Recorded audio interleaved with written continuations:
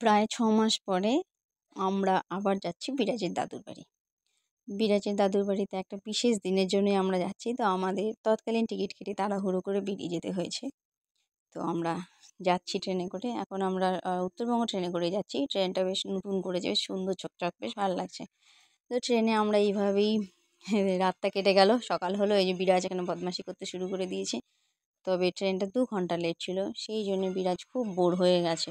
2 ঘন্টা লেট, মাথায় হাত। যেখানে আমরা 8টায় পৌঁছে যাই সেখানে 10টা 11টা বেজে যাচ্ছে, কোনো পাত্তা নেই। তো যাক গিয়ে তারপরে আমরা ট্রেন থেকে নেমে নিউ ময়নাগুড়ি হয়ে এই যে দাঁড়িয়ে আছে ট্রেনটা, যেহেতু যাবে তারপরও বেরিয়ে আসবে এখানে।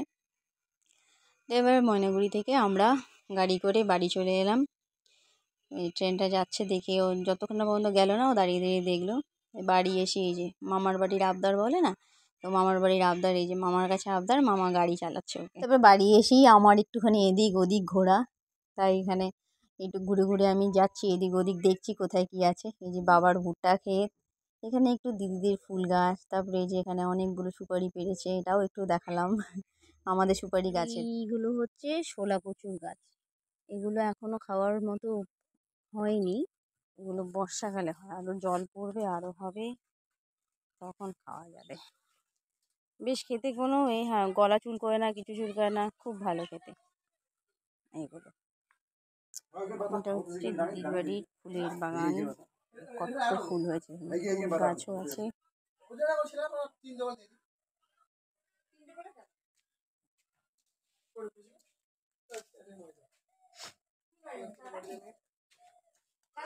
এটা একটা লঙ্কার গাছ, কত বড়। এই লঙ্কাটার নাম কি রে? কি ডোলে খোসানি? সেটা আবার কি নাম রে? পেপারাই মরুচ। যাকগে, এত নিচে আম গাছ, আম কতগুলো ফুলে আছে, প্রচুর আম হয়েছে। আম গাছের পাশে এটা লিচু গাছ। এইগুলো হচ্ছে মিষ্টি কুমড়া গাছ। তবে এর মধ্যে এই মুহূর্তে মিষ্টি কুমড়ো আমি দেখতে পাচ্ছি না, তবে দিদি বাড়িতে তুলে রেখেছে সব, যেহেতু বিয়ে বাড়ি বলে কথা, সব লোকজন আসবে। আর এখানে গ্রামের দিকে কি হয় বলুন তো, মানে সবাই আর কি নিজের মতো, যার যেটা ভালো লাগে নিয়ে নিয়ে চলে যায়। এদিকে লঙ্কা, দেশি লঙ্কা, দূর থেকে দেখা যাচ্ছে না, তা হয়েছে। আরও ওই যে দেশি বেগুন, যেগুলো সরু সরু পুরো আঙুলের মতো হয়, এই যে ওখানে অনেকগুলো আছে গাছ পর। আমি ভিতরে গেলাম না, যেহেতু ব্যারিকেড দেওয়া আছে এখানে, এই যে আমি গেলাম না ভিতরে এখানে। আর এই যে এখানে কতগুলো ভুট্টা, এটা আমার দিদির ভুট্টার ক্ষেত, আর আমার বাবার ভুট্টার ক্ষেত ও ওই যে ওইটা দূরে, ওইটা আমার বাবার ভুট্টার ক্ষেত, আর এটা দিদি। এখানেও হয়েছে কতগুলো ভুট্টা।